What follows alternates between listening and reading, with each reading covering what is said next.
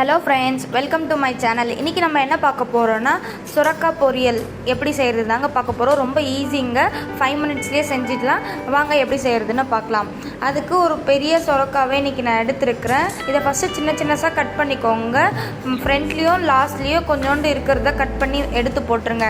எடுத்துட்டு அப்புறம் என்ன பண்ணுங்கள், இது கொஞ்சம் பெருசாக இருக்கிறதுனால நான் சின்ன சின்னதாக கட் பண்ணிவிட்டு மேலே தோல் சீவி எடுத்துக்கணுங்க. ஃபஸ்ட்டு தோல் சீவி எடுத்துட்டு அப்புறம் இந்த மாதிரி எல்லாத்தையும் தோல் சீவி எடுத்துட்டு நான் அதை 2ஆக கட் பண்ணிவிட்டு அதையுமே இன்னும் 2 பார்ட்டாக கட் பண்ணிவிட்டு எனக்கு இந்த அளவுக்கு இருந்தால் போதுன்ற மாதிரி நான் கட் பண்ணிக்கணும். உங்களுக்கு இதை விட சின்னசாக வேணும்னாலும் பார்த்து கட் பண்ணிக்கோங்க, பெருசாக வேணும்னாலும் உங்களுக்கு எப்படி வேணுமோ அந்த மாதிரி பார்த்து கட் பண்ணிக்கோங்க.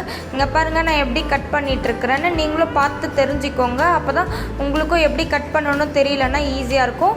நான் இன்றைக்கி ப்ரெஷர் குக்கரில் 2 விசில் பண்ணி எடுக்க போகிறேங்க. கொஞ்சமாக தண்ணி ஊற்றிட்டு 2 விசிலுக்கு வச்சு எடுத்துக்கோங்க. இதுக்கு நான் பவுட்ரு போட போகிறேங்க. அதுக்கு கலக்காய் கொட்டையை நல்லா கொஞ்சம் ஃப்ரை பண்ணி எடுத்துகிட்டு அது கூட கொஞ்சம் ஒரு 10 பல்லு பூண்டு போட்டு மிக்சியில் போட்டு கொஞ்சம் பொடி பண்ணி எடுத்துக்கோங்க. ஒரு கடாய் எடுத்துகிட்டு லைட்டாக எண்ணெய் ஊற்றிட்டு கடுகு போட்டு கொஞ்சமாக ஒரு வெங்காயம் போட்டு ஃப்ரை பண்ணிக்கோங்க.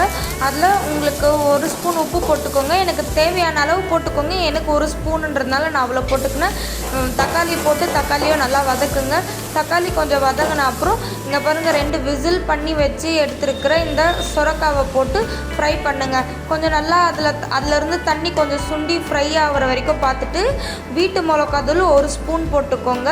போட்டுட்டு இன்னும் கொஞ்சம் தண்ணி லைட்டாக கொஞ்சம் ஊற்றிக்கோங்க. அப்போ தான் இன்னும் கொஞ்சம் நல்லா கொதிச்சு கொஞ்சம் பொரியலுக்கு ஏற்ற மாதிரி அப்புறம் கொஞ்சம் நல்லா கொதிச்சு கொஞ்சம் தண்ணி லைட்டாக இருக்கும் போது பாருங்கள், ரொம்ப தண்ணியாகவும் இருக்கக்கூடாது, தண்ணி இல்லாமலே இருக்கக்கூடாது.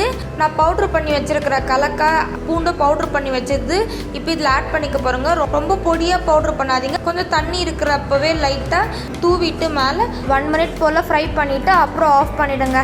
அவ்வளோதாங்க, இது ஈஸியாக செஞ்சிடலாம். குழந்தைங்களுக்கு லன்ச் மெனுவாக ரைஸ் கூட இதை நீங்கள் ஆட் பண்ணிக்கலாங்க. சூப்பராக இருக்கும். சப்பாத்தி, தோசை எல்லா சைடிஷ்க்குமே இது அருமையாக இருக்குங்க.